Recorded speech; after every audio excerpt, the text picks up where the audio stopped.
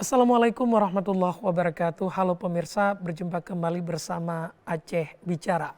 Saya Muhammad Syib Hamid akan memandu acara ini lebih kurang 60 menit ke depan. Dan tema kita hari ini adalah dilema stunting di Aceh. Nah, saudara, kita tahu bahwa Aceh salah satu daerah yang mengalami stunting tertinggi di Indonesia. Tentu ini patut kita khawatirkan mengingat persoalan stunting adalah persoalan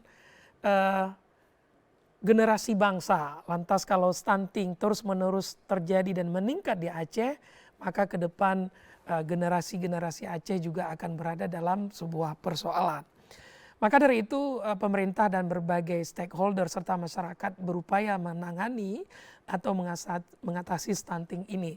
Tapi di sisi lain terkadang pemahaman terkait stunting ini juga menjadi persoalan sehingga masyarakat atau publik sendiri tidak tahu persis apakah ini bagian dari stunting, lalu strategi untuk menanganinya juga apakah sudah benar atau belum.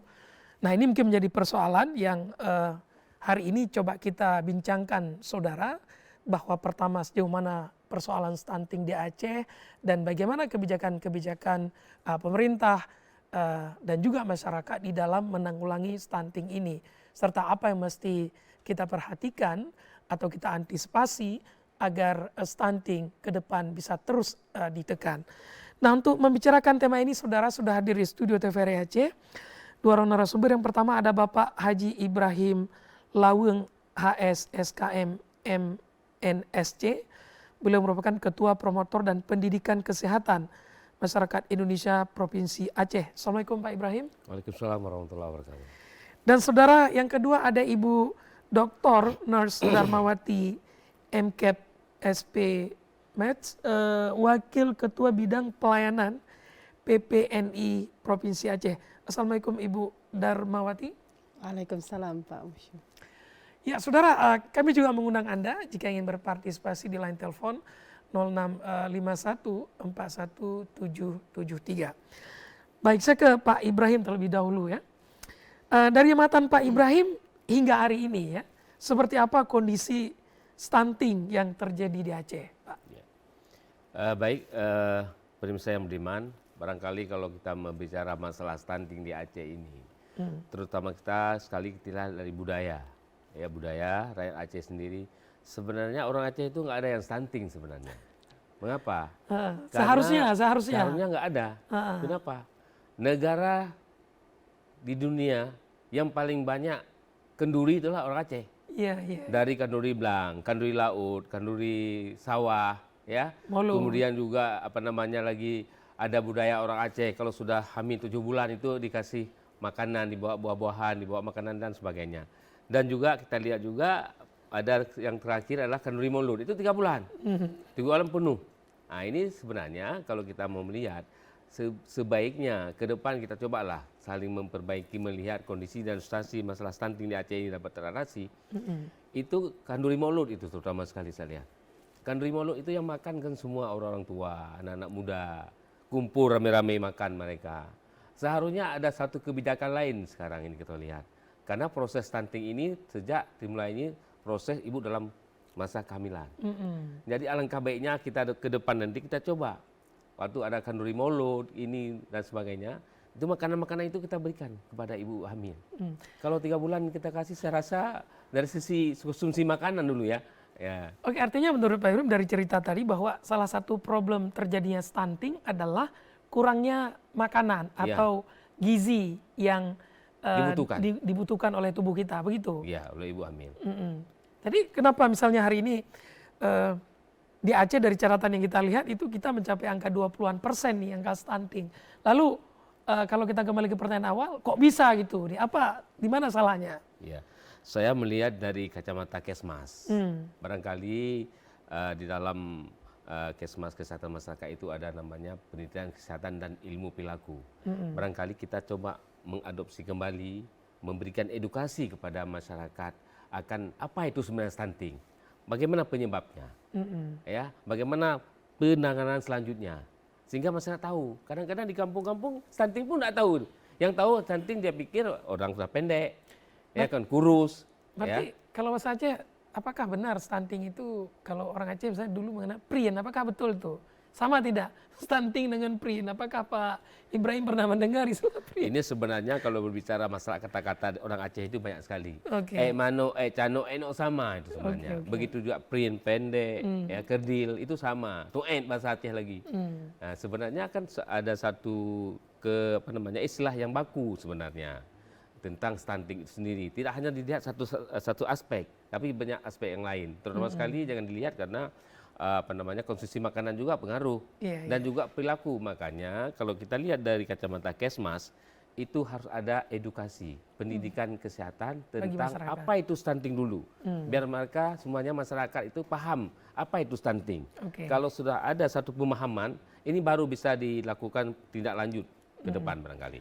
Oke, menurut Ibu Darmawati melanjutkan cerita Pak Ibrahim, apakah masyarakat kita sudah sangat paham tidak dengan stunting ini? Sehingga bahwa kalau ini tidak paham memang menjadi persoalan, tapi kalau paham apakah langkah-langkah yang dilakukan hari ini ada tidak upaya untuk prevensi atau pencegahan terhadap terjadinya stunting? Oke, ya baik, terima kasih Pak Musyu.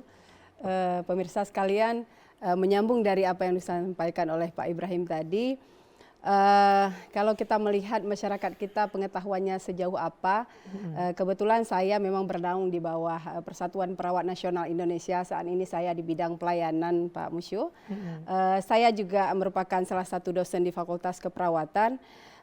Kita pernah 2 tahun ini mencoba menggali sebenarnya seperti apa pemahaman dari masyarakat. Kami memegang sebuah wilayah kerja di Puskesmas Aceh Besar, itu mencoba menggali dengan penelitian yang sifatnya kualitatif. Jadi kita mengeksplor sebenarnya sejauh apa pemahaman masyarakat, terutama ibu hamil dan ibu balita tentang stunting. Dan alangkah terkejutnya sebenarnya kita, benar seperti yang disampaikan oleh Pak Ibrahim, ternyata ada yang tidak merasa bermasalah dengan badan yang kecil, dengan apa yang dia konsumsi setiap hari itu tidak mengandung gizi yang seimbang, asalkan anak tetap terlihat sehat, ceria, ya sudah. Dampak akhir dari stunting itu mereka tidak paham. Itu yang coba kita gali. Untuk tahun ini kita sudah punya publikasi untuk memastikan bahwa ini harus dieksplor kembali seperti yang Pak Bram sampaikan. Ini memang butuh koordinasi kerjasama dengan tim dari promosi kesehatan, dari Puskesmas itu sendiri. Kemudian kita juga di sini juga kalau di Aceh Besar itu sudah ada kader-kader yang peduli tentang stunting. Kita bentuk sendiri. Oke, ini tentu menarik bahwa ada diagnosa tadi bahwa memang pemahaman masyarakat terkait stunting ini ada persoalan. Ya? Mereka tidak sadar bahwa itu stunting. Sepanjang anaknya ceria ya no problem.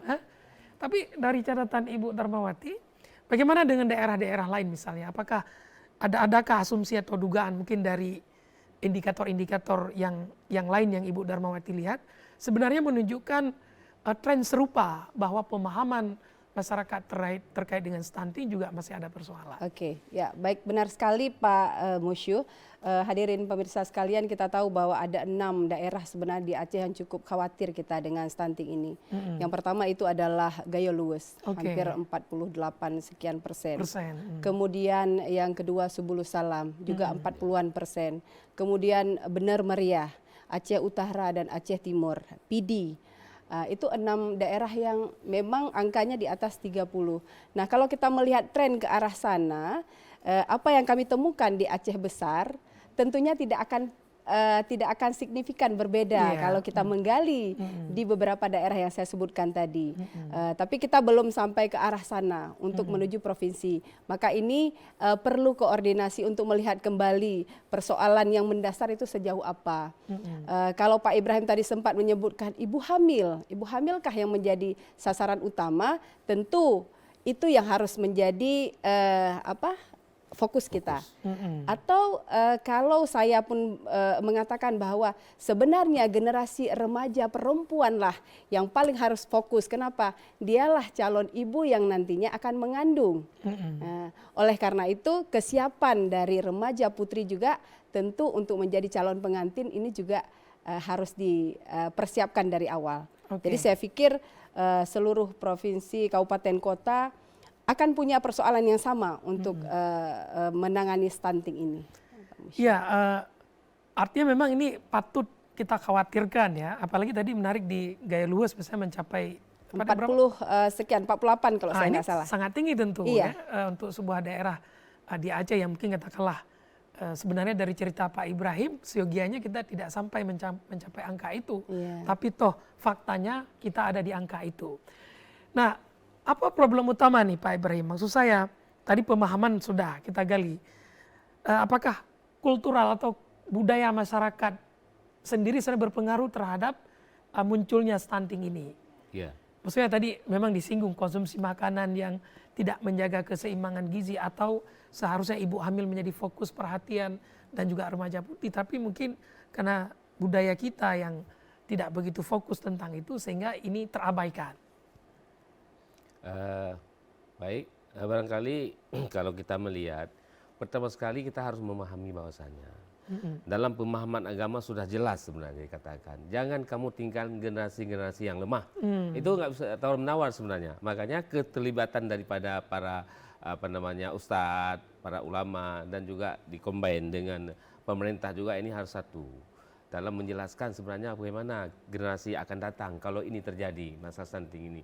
Jangan berlarut-larut maksudnya. Oleh karenanya barangkali kita juga bisa mengharapkan ke semua aspek, baik dia Pak ulama, ustadz juga mengkampanyekan, menjelaskan juga tahu di di ceramah-ceramah beliau juga menyampaikan sedikit bahwasanya generasi kita ke depan ini akan terjadi generasi yang lemah. Bahaya sekali ini sebenarnya. Oleh karenanya barangkali ada semacam edukasi yang penting. Edukasi dulu, pemahaman yang tepat dulu apa itu stunting. Nanti orang juga berpikir, oh dia stunting karena pendek. Enggak semua orang pendek stunting. Contoh misalnya, maaf bicara kalau kita lihat Pak Bibi kita almarhum, presiden kita, orangnya pendek tapi cerdas. Bukan itu persoalan stunting. Saya juga ingin sampaikan tambahan, publik masyarakat juga terkadang mengkonter dengan pendapat yang seperti itu. Wah, ini gimana nih? Makanya tadi nanti akan lebih ini kan dilihat dari sisi gizi ya, kecukupan gizi juga, IQ juga berpengaruh. Karena kalau kita lihat misalnya ada juga keluarga melihat anaknya dari masa lahir kan, masa perkembangan dia lihat diam, pendiam. Orang tua kita senang dilihat anak saya itu nggak repot, nggak menggaduh dan sebagainya, diam, dipukul sama kawan sekalipun diam dia. Ini tanda-tanda anak ini tidak benar ini. Tapi kalau kita lihat anak yang agresif, ya begitu lahir pegang itu nggak apa-apa dia, biarkan saja mereka. Tanda anaknya ini anak yang cerdas aktif, gitu. Jangan diibaratkan kalau anak pendiam itu bagus dia punya anak ya artinya pendiam gitu ya, nggak banyak merepotkan orang tua lah. Itu kan salah penafsiran. Itu yang pertama. Yang kedua juga kalau nanti sudah lahir dia, ini permasalahan lagi. Lahir dalam keadaan stunting, sesudah itu mereka juga sekolah dan sebagainya, itu makanan yang salah dikasih sama orang tuanya. Makanan cemilan. Ini bahaya sekali. Makanan siap saji. Maka di sekolah-sekolah juga kita harapkan kepada baik kepala sekolah, orang tua, guru, hati-hati sekali. Anak-anak sekolah itu maunya ada makanan sendiri dibawa oleh orang tua. Jangan dikasih makanan-makanan cemilan yang instan lah. Apalagi sekarang ini kan salah satu makanan-makanan yang siap saji itu memicu kanker. Oke, kalau begitu sebenarnya efek besar dari stunting itu apa sih sebenarnya Pak Ibrahim? Apakah maksud saya ini bicara tentang kecerdasan kita yang akan menurun drastis, ataukah apa efek lain dari stunting itu? Ke depan nih kita bicara misalnya patut kita khawatir karena ada efek yang ditimbulkan dari stunting. Ya, memang kalau kita melihat akibat stunting itu banyak sekali hal-hal yang negatif ya. Yang negatif ke depan apabila tidak ditangani secara baik. Anaknya misalnya dia orangnya anak stunting itu orangnya pendiam, jadi EQ-nya agak lemah, jadi nggak cerdas seperti itu. Dan biasanya anak-anak yang stunting itu penyakit lebih cepat, ini dirasakan oleh mereka, kena penyakit lebih ini. Itu salah satu, makanya seperti yang disampaikan oleh Ibu Udar tadi, sejak dalam proses kehamilan itu yang harus dijaga betul-betul. Itu tidak boleh main-main. Kenapa kita lihat negara-negara yang berkembang, negara-negara di luar kita lihat, perhatian pemerintah terhadap orang hamil itu sangat-sangat dijaga.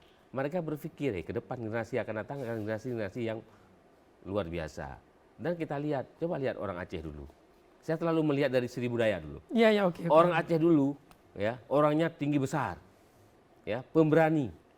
Pemberani orang Aceh nggak sama seperti apa namanya kita main-main celek-celek. Perempuan pun jadi pemberani, pahlawan, ya, tidak hanya laki-laki. Nah, tapi sekarang apakah kenapa faktor ini perlu kita kaji bersama-sama, ya? Mungkin dari sisi makanan dulu juga, ya, makanannya nggak seperti sekarang ini. Sekarang sudah banyak makanan-makanan mengandung hal yang Kimia. yang kimia itu. Dulu orang Aceh dulu makanan yang ini bekerja Lubi, olahraga bohubi. ya, minum mana tali bohubi. Hah? Legok datang legok. Legok tahu pun nggak tahu sekarang. Yang tahu dia hamburger. Dia hambu-hambu. Ya. Atau misalnya mie celung ada lagi spaghetti. Mungkin ya. Asparagus, padahal rompe.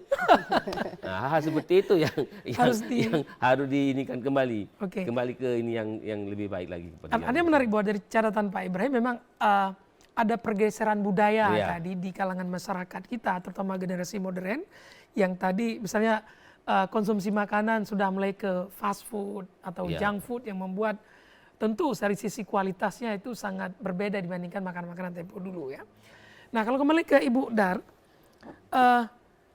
ini fokus kita sebenarnya kita bisa melihat gejala-gejala stunting itu mulai dari mana sih Ibu Dar? Ya, baik.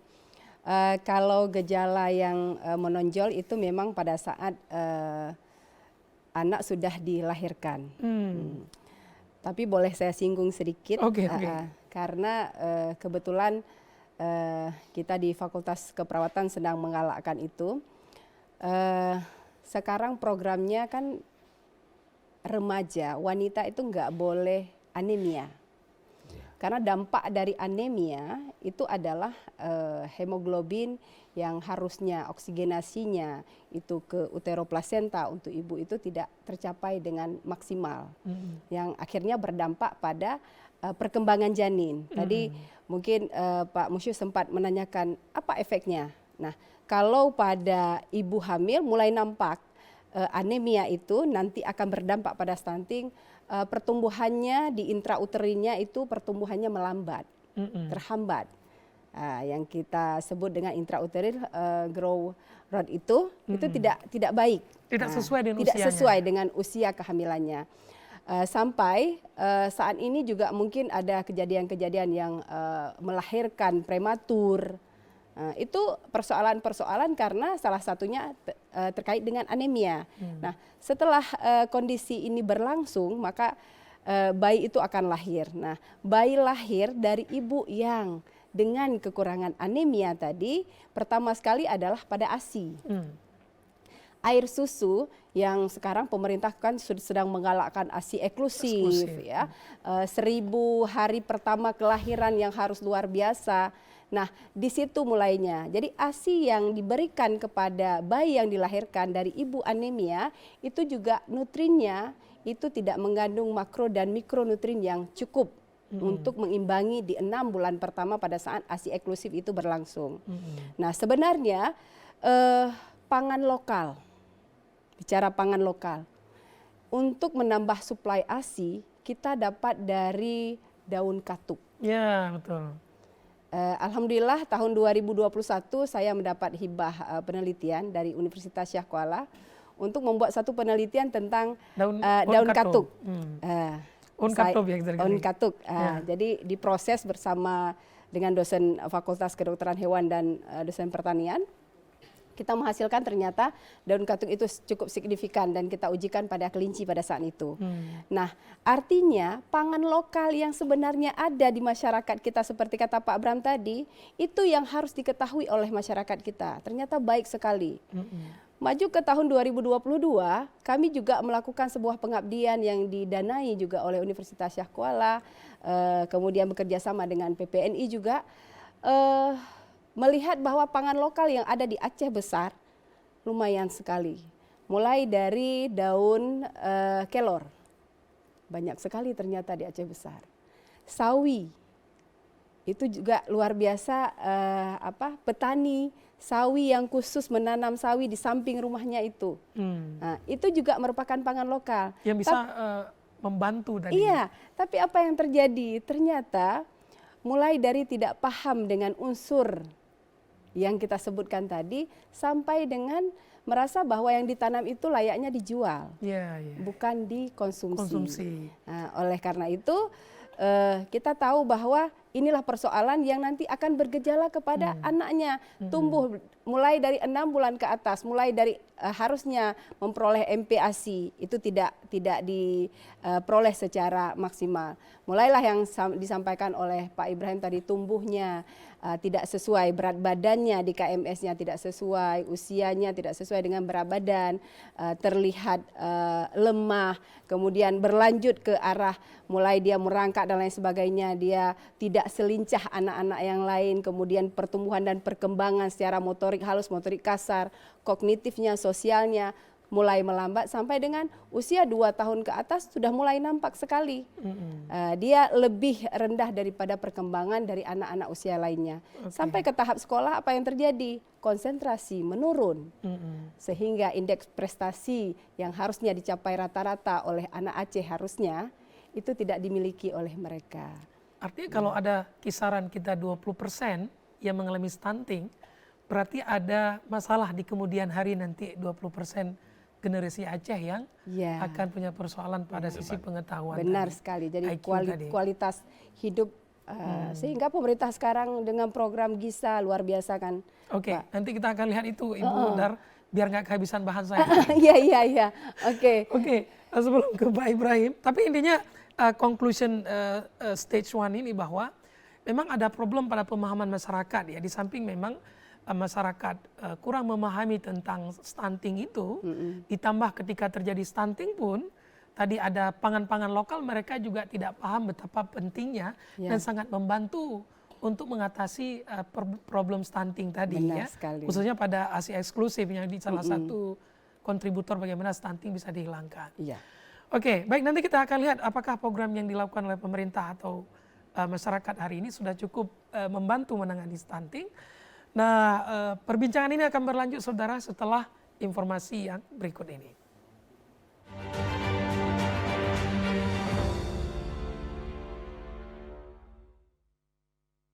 Dulu TV di rumah Inyong cuma jadi pajangan. Lah kepriben punya TV gambar nggak bisa ditonton. Beruat sampai ganti TV, ganti kabel, ganti antena, pindah tempat. Tetap baik, beruat. Maring sekarang sejak Inyong pakai TV digital, di rumah Inyong jadi rame terus. Gambar TV nggak semutan, suara jernih, celing. Pasangnya gampang, nggak pakai ribet. Ayo pakai TV digital aja, kelalen pasti celing. Bank Syariah Indonesia menjadi energi dalam membangun Indonesia.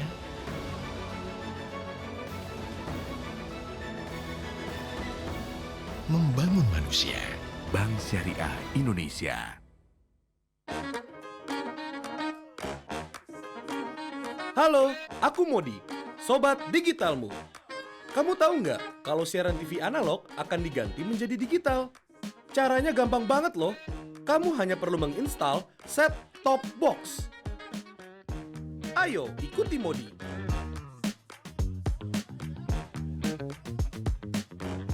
Siaran TV digital membuat gambar televisimu menjadi lebih bersih.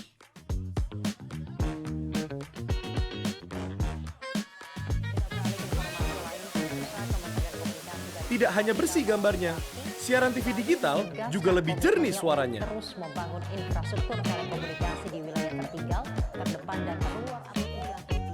Selain membuat gambar lebih bersih dan suara lebih jernih, teknologi TV digital juga lebih canggih. Ayo, kita kembali ke lab.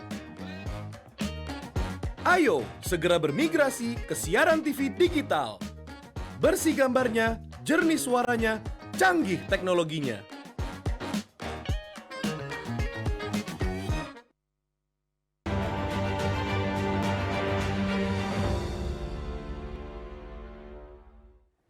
Baik, terima kasih pemirsa, Anda masih bersama kami dan kita masih berbincang terkait dengan persoalan stunting di Aceh, dan memang sudah pada taraf mengkhawatirkan di beberapa daerah tadi seperti Ibu Dar sebutkan ADG luas mencapai 40-an persen. 42,9. Dan ini tentu sangat mengkhawatirkan kita di hari kemudian.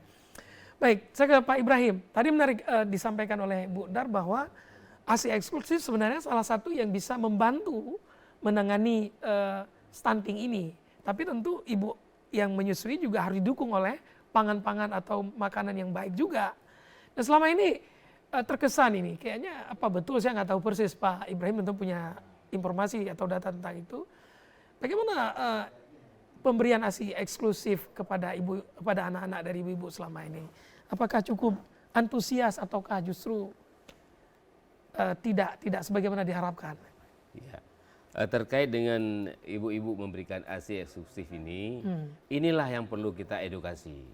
Jadi harus paham ibu-ibu itu bahwasanya ASI eksklusif itu adalah ASI yang luar biasa dibutuhkan oleh bayi yang masih kecil, yang sudah baru melahirkan. Jadi terutama sekali juga ini kita melihat bahwasanya yang selama ini mungkin ibu-ibu kalau di kota, di kampung, di kota sama aja saya lihat kalau masalah ini.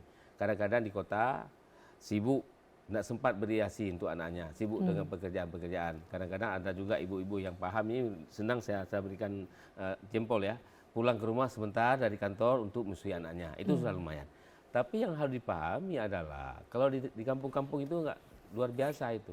Mereka enggak paham apa manfaat ASI eksklusif. Padahal ASI eksklusif itu adalah ASI yang luar biasa dibutuhkan kolostrum oleh sang bayi. Karena kalau ASI itu kan sudah ada di promosi-promosi juga, murah, mudah didapatkan, tidak basi. Tapi kalau ASI-ASI yang lain, misalnya susu misalnya. Susu formula. Nah, formula. Itu kan masalahnya sekarang formula juga mempromosikan minum susu supaya ini sebagainya. Itu sebenarnya nggak benar. Tapi yang paling benar adalah coba kembali lagi saya sebagai ahli kesehatan masyarakat, orang kesmas, orang promosi kesehatan, kita mengedukasi lagi masyarakat dan juga gunakan ini. Jangan takut, ada juga ibu-ibu saya nggak memberikan ASI takut nanti saya begana enggak cantik lagi. Itu banyak sekali penyakit-penyakit yang nggak perlu harus kita hapuskan di permukaan bumi ini. Itu jangan begitulah. Tapi bagaimana dengan masyarakat kita misalnya yang terbiasa kasih pisang wak dari awal? Apakah ini maksud saya berpengaruh tidak pada persoalan stunting dan ASI eksklusif ini? Ya, sebenarnya Pak itu Ibrahim. salah juga. Masa bayi baru lahir kasih pisang wak? Iya. Ya kan, pencernaan mereka itu belum siap sebenarnya. Iya. Tapi kalau ASI ini, semua yang terkandung dalam ASI itu sesuai dengan organ-organ tubuh yang dimiliki oleh semua bayi. Cocok sekali sebenarnya diberikan ASI. Coba kita lihat Rasulullah dulu. Berapa bulan? Berapa tahun? 2 tahun. Makanya kalau program KB, ya kalau dibilang orang dengan banyak punya anak dan sebagainya nggak cocok. Tapi program KB dilaksanakan seperti yang dilaksanakan oleh Rasulullah, bahwasanya berikan ASI selama 2 tahun. Artinya selama 2 tahun itu ibu nggak boleh hamil. Jadi kami nggak perlu bilang sudah 2 tahun diberikan ASI terus. Ini enggak kadang-kadang. Kita kan sering mengabaikan hal seperti itu. Kita selalu memputuskan supaya orang harus masuk KB.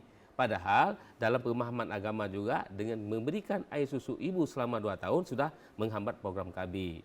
Kan sayang ibu kalau misalnya nggak dijalankan program ini. Tiap tahun melahirkan. Asal tiap tahun melahirkan. Kayak orang berulang tahun.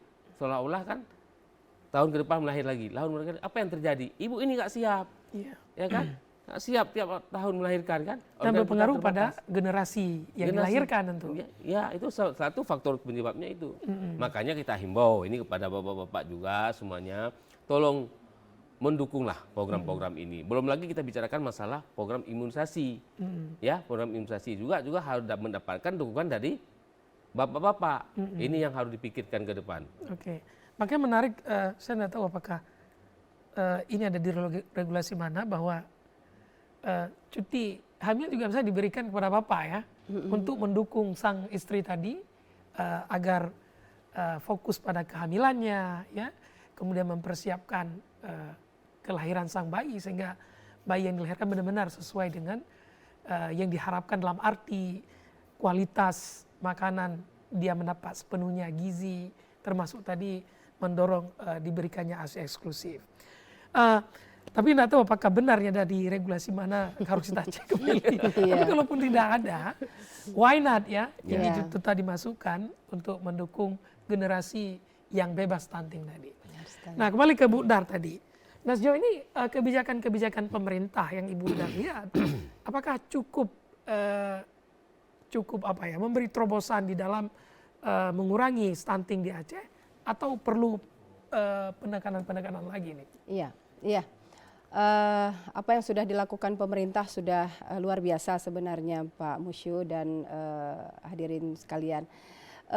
Sebutlah yang pertama yang kita bahas tadi, ASI eksklusif. Itu kan salah satu program pemerintah. Tapi pada saat pelaksanaan dari ASI eksklusif seperti yang Pak Bram sampaikan, itu yang secara operasional pelaksanaannya yang tidak benar-benar terlaksana dengan baik. Kalau saya melihat dari sisi keperawatannya, pada saat pemberian ASI eksklusif, seorang ibu itu memberikan ASI, ya memberikan saja, tapi tidak tahu sejauh apa ASI yang dia berikan. Kalau kami di konselor ASI mengatakan bahwa ASI yang diberikan sebelah kanan, ya sebelah kanan aja. Atau balik lagi nanti ke sebelah kiri, sebelah kanan.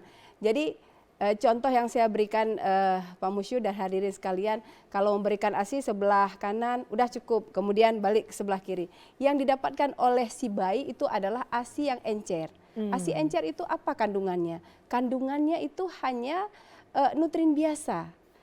Jadi kita sebut dengan formil. Jadi hind mealnya itu nggak pernah dapat yang betul-betul nutrien yang paling bergizi.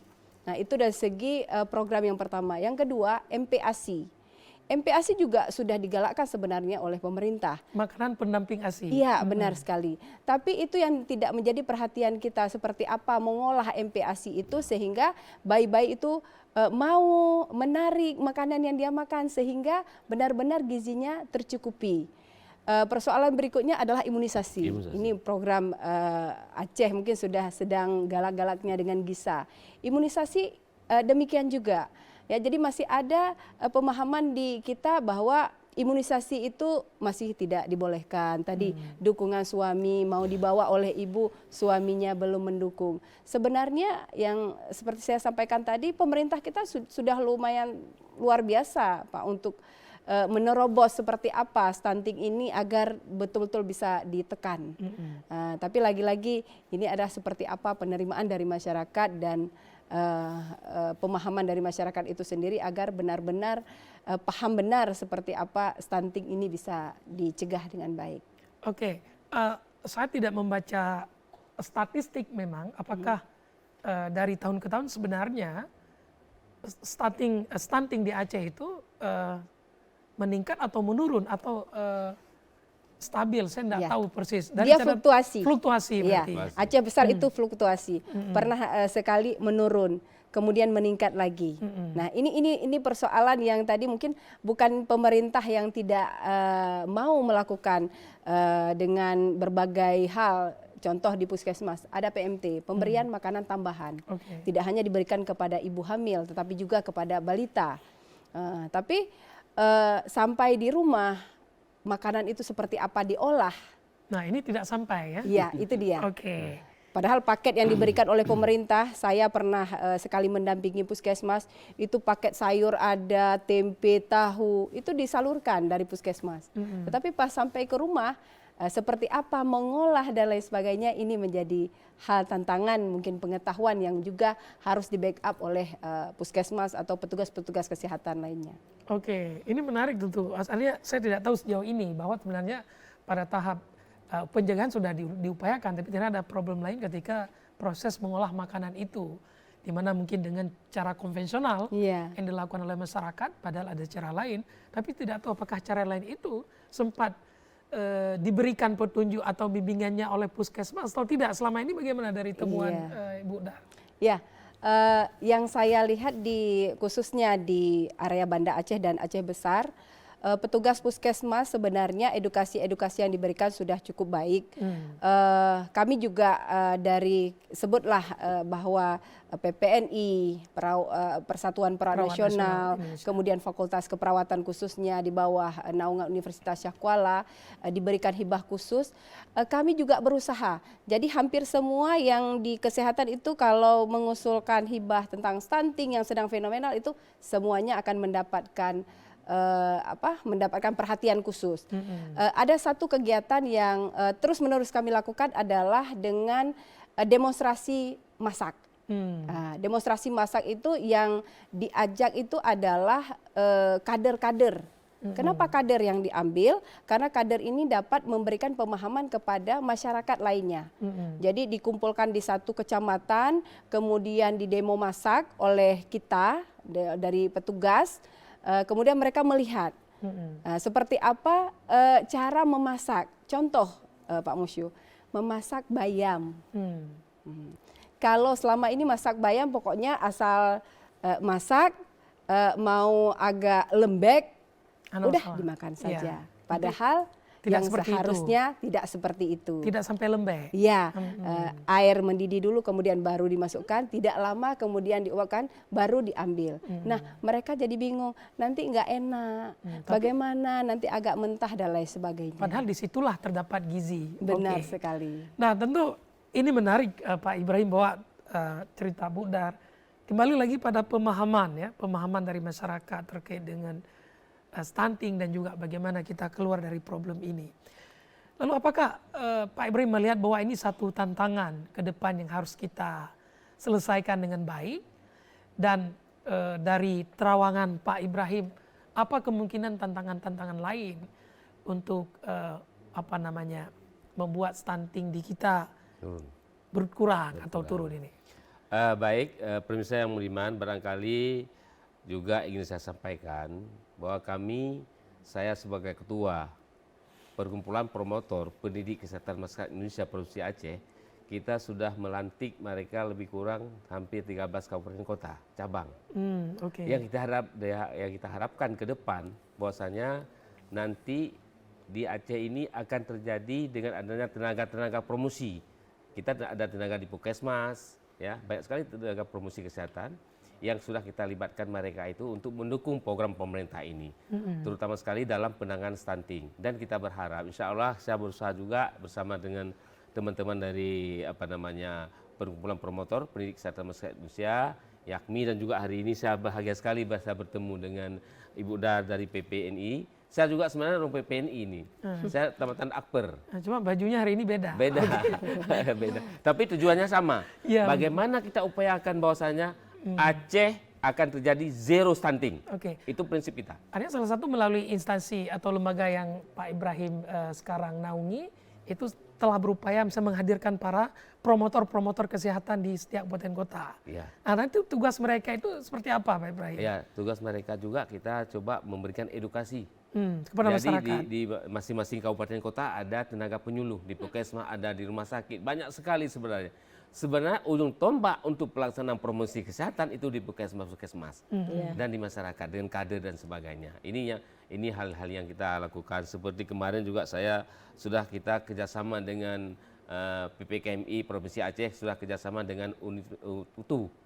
Kita juga mereka mengharapkan juga dengan adanya kerjasama ini di daerah Barat Selatan, Barsela, itu juga kita harapkan akan terjadi zero stunting ke depan.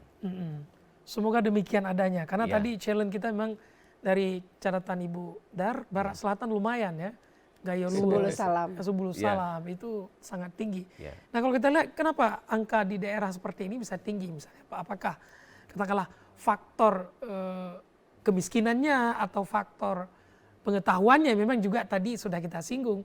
Maksud saya apakah di sini lebih parah dibandingkan dengan Pantai Timur misalnya? Kalau kita berbicara masalah faktor kemiskinan, karena seperti disampaikan tadi Ibu dan juga bahwasanya di tempat kita banyak sekali sumber-sumber pangan. Yang harus diolah. Dan tak perlu beli. Tidak perlu beli. On kato, panen apa yang belum? On kato. On murung. Iya betul. Pen umurungnya. Ya, pengolahannya itu harus ini kan. Jadi artinya sumber daya yang ada di masyarakat perlu diberdayakan. Itu yang pertama. Yang kedua juga perlu pemahaman, perlu edukasi, apapun kita perlu penyampaian informasi dulu, pendidikan, menjelaskan begini. Kalau tidak nggak bisa. Oleh karenanya barangkali ingin merubah perilaku masyarakat dari perilaku yang positif kepada yang negatif kepada yang positif. Ya, terutama sekali banyak sekali permasalahan sebenarnya. Kalau kita bicara masalah kesehatan ini habis-habisnya. Apalagi kami dari orang Kesmas, orang di masyarakat tahu persis apa yang terjadi. Oleh karenanya barangkali ini dari pihak pemerintah juga luar biasa. Mereka juga sudah habis akal Kota Aceh. Bagaimana stunting ini Bapak PJ Gubernur juga sudah berusaha dengan berbagai dengan tim di PKK-nya yang luar biasa. Saya paham betul karena saya dulu waktu saya dengan Abu Dotto juga saya di bidang Pokja 4 bidang kesehatan. Saya 23 kabupaten kota sudah saya jajaki semuanya itu. Tahu persis bagaimana pandangan masyarakat terhadap kesehatan itu. Oke, semoga harapan kita bahwa zero stunting semoga insya Allah bisa terjadi di Aceh. Karena tadi dari cerita Pak Ibrahim, Ibu Udar, kita khawatir betul sebenarnya kalau angka stunting ini terus menerus naik. Ini berefek pada generasi yang akan datang. Generasi yang akan datang atau mengutip hadis Rasulullah, generasi yang lemah ya. Jangan tinggalkan. Jangan tinggalkan generasi yang lemah. Yang kalau 20% besar itu kan. Besar. Jadi bagaimana kita mengatasinya? Saya Pak Usyu selama ini kadang-kadang saya ke daerah-daerah juga. Saya bukan ustadz, tapi saya coba asal ke daerah itu saya coba meminta supaya diberikan kesempatan untuk ceramah bidang kesehatan, terutama sekali masalah stunting ini. Termasuk saya informasikan kemarin sama Bapak Rektor, ada kurikulum waktu mahasiswa KKN. Ini masalah stunting ini perlu diedukasi para mahasiswa-mahasiswa. Dia dijelaskan bahwasanya stunting ini sebenarnya stunting. Biar semua pas dan klop. Apalagi kalau ada mahasiswa misalnya KPM, nah itu sangat strategis untuk menyampaikan menjadi corong penyampaian informasi ini. Oke, kembali ke Bu Dar. Tadi menarik bahwa apakah selama ini Bu Dar dan kawan-kawan ada mencoba tidak atau meneliti pemanfaatan sarana-sarana media sosial sebenarnya yang juga sangat efektif untuk menyampaikan informasi ini ke publik. Salah satunya misalnya TikTok yang mungkin masyarakat ikut suka.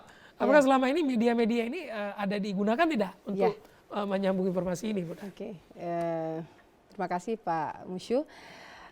Salah satu kalau kita mendapatkan sebuah hibah, salah satu output yang paling diminta dan menjadi output utama itu adalah kalau di pengabdian kepada masyarakat wajib ada sebuah channel di media sosial.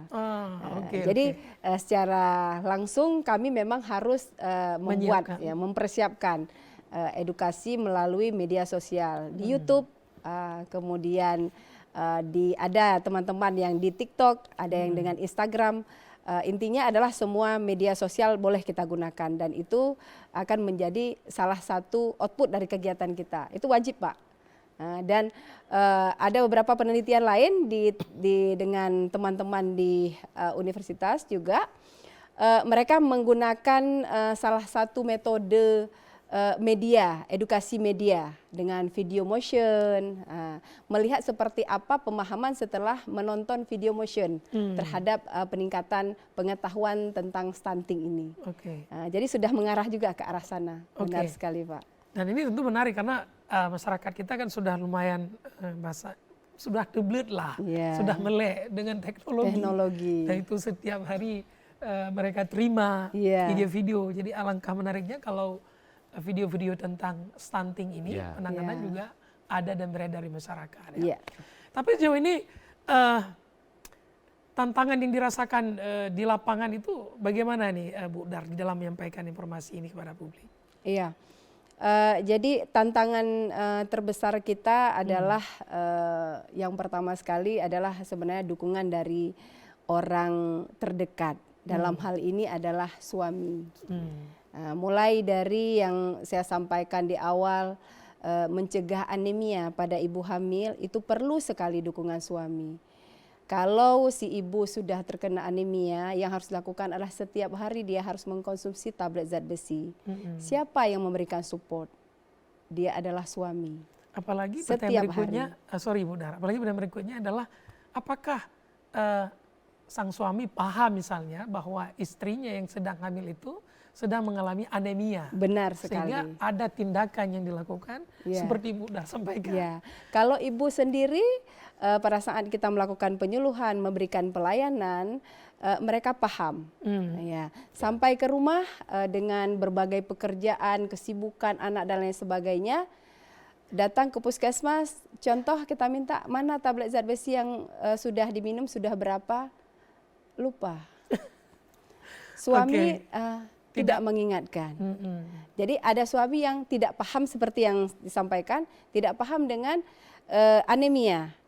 kalau dia menganggap bahwa kalau lemah, letih, lesu, pusing ya biasa aja. Biasa. Pada ibu hamil ya Ya, biasa. Nah, itu masalah. tantangan terbesar kita di sana. Oke. Demikian juga dengan program ASI eksklusif. Itu juga tantangan besarnya adalah dengan para suami. Iya. Jadi benar-benar support system dari keluarga terutama suami ini menjadi fokus utama kita. Dan berarti bukan hanya ibu saja yang menjadi sasaran kita, tetapi juga suami harus menjadi sasaran terbaik kita. Oke, dan ini tentu terasa amat penting di kalangan masyarakat kita. Manakala misalnya persoalan ini terus meningkat, sehingga pemahaman dan dukungan suami terhadap stunting atau apapun itu akan membantu menguranginya. Tapi dari sisi tenaga kesehatan sebenarnya yang ada di kita saat ini, Pak Ibrahim, cukup tidak mengcoverkan tadi misalnya tidak semua masyarakat paham ini. Jadi butuh tim promotor seperti yang diinisiasi oleh Pak Ibrahim atau tenaga-tenaga di puskesmas. Nah, dari catatan yang Pak Ibrahim lihat kita sebenarnya cukup tidak ada kendala tidak pada persoalan tenaga kesehatan di bidang ini sebenarnya. Oke, sorry Pak Ibrahim. Mungkin saya lanjut ke Bu Dar dulu. Dari Bu Dar kemana? Iya. Berarti persoalan pertama kita tadi adalah suami. Yang kedua benar Pak. Kita dari petugas kesehatan, kalau kita hanya berharap pada petugas gizi itu memang tidak cukup. Karena yang paling paham tentang kondisi ini juga bukan hanya perawat bidan, tetapi juga ada gizi di dalamnya. Yang indikator adalah mereka yang harus membuat. Jadi beberapa puskesmas kekurangan tenaga gizi yang khusus. Yang menjadi persoalan lagi adalah jangkauan. Fasilitas puskesmas itu jangkauannya itu luas ya? Cukup luas. Sehingga tantangan terbesarnya adalah tenaga sudah ada tapi tidak sanggup untuk menjangkau ke sana. Jadi fasilitas pelayanan kesehatan itu tempatnya cukup jauh. Kalau sebutlah menjemput bola tidak seberapa yang bisa dilakukan dengan baik. Lalu kalau begitu misalnya selama ini ada tidak upaya misalnya untuk menambah pada sisi tenaga kesehatan tadi, tenaga penyuluh misalnya. Kita apresiasi langkah Pak Ibrahim yang telah mengupayakan, tapi apakah maksud saya PPNI sendiri ada mencoba untuk menyiapkan tenaga-tenaga lain, misalnya konteks penyuluh gizi misalnya, gimana Bunda? Iya, terima kasih Persatuan Perawat Nasional Indonesia yang terakhir Ketua PPNI Pusat kita itu sudah membuat satu program OVN, One Village, One Nurse. Jadi satu desa, satu nurse. Tetapi untuk Provinsi Aceh sendiri kita belum melakukan itu. Kalau saya tidak salah Jawa Timur sudah mulai bergerak untuk One Village, One Nurse. Jadi OVN itu, program OVN itu sudah mulai digalakkan. Harapan besar adalah ini bisa di-cover.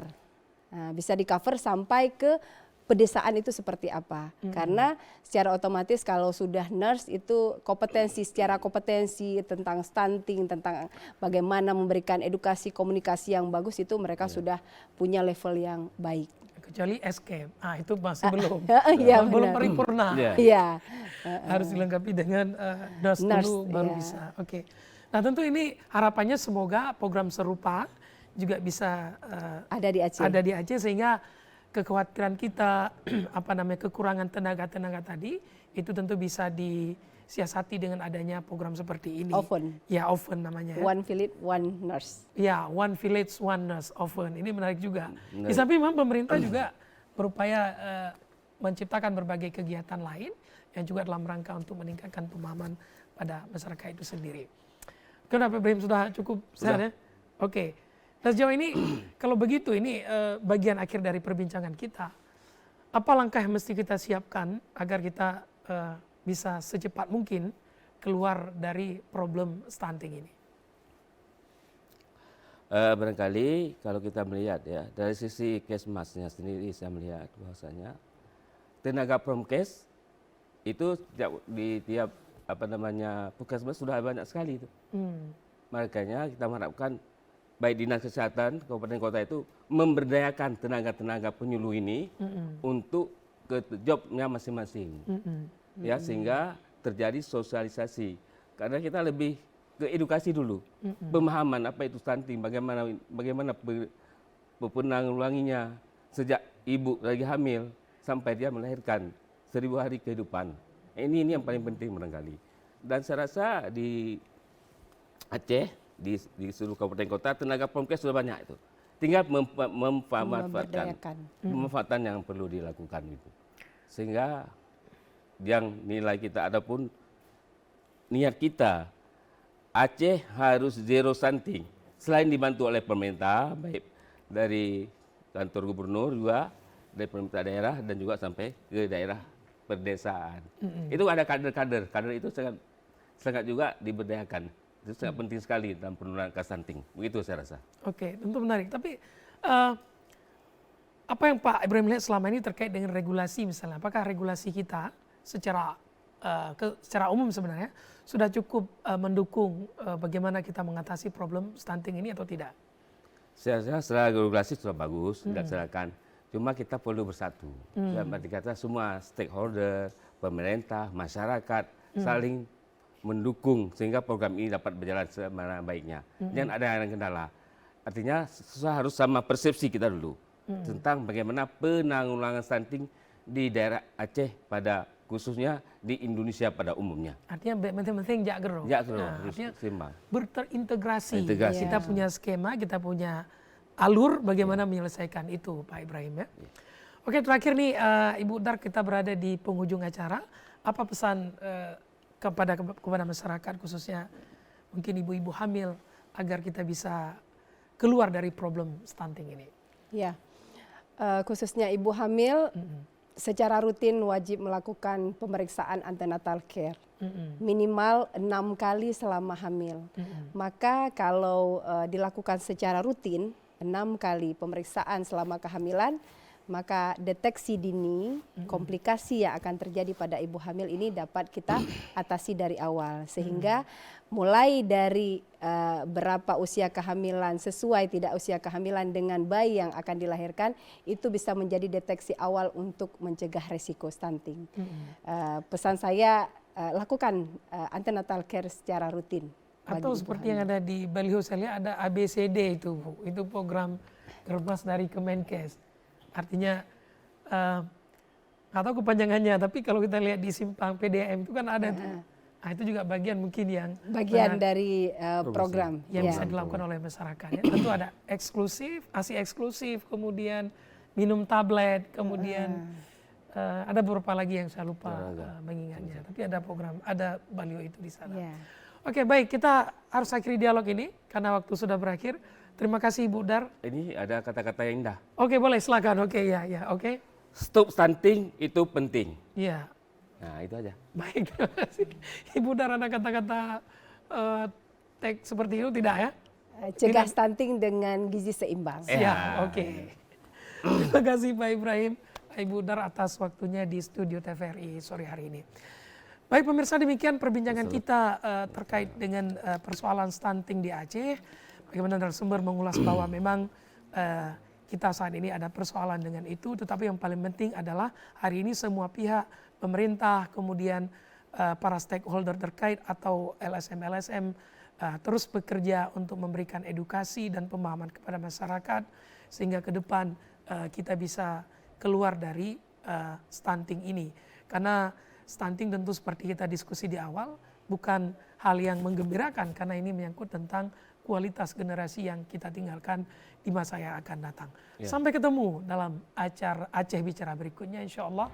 Wabillahi taufiq wal hidayah. Wassalamualaikum warahmatullahi wabarakatuh.